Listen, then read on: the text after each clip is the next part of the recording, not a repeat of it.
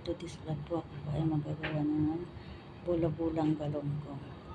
Ito po yung aking isda, akin na pong ilalaga. Ilalaga ko muna.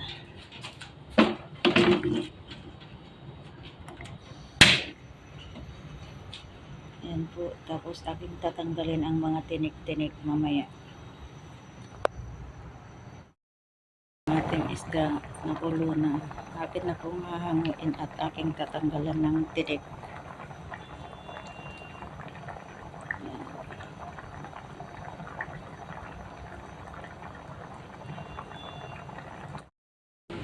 Ito na po guys yung ating isda. Akin na pong nalagyan ng itlog at harina.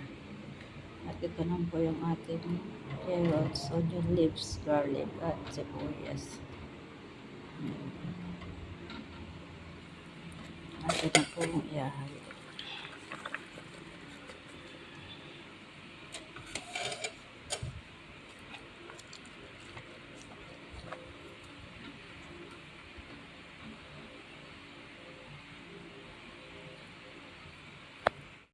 Ito na po yung ating galonggong na hinimay-himay.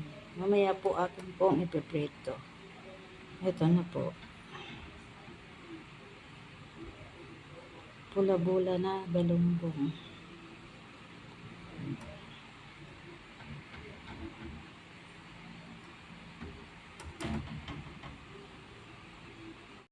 So, akin na pong ipiprito. Samahan niyo po ako. Ito po yung aking mantika. Ito pong papainitin bago ko po lagyan ito. Bula-bula na galonggong.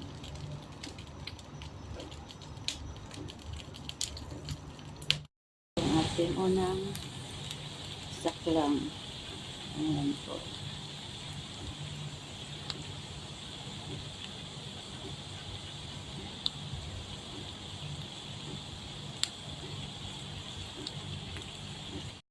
Ito po yung ating pangalawang salang. At ito na po yung ating unang naluto. Ayan po. Ayan. Ito na po yung aking unang naluto. Ito po yung pangalawang salang.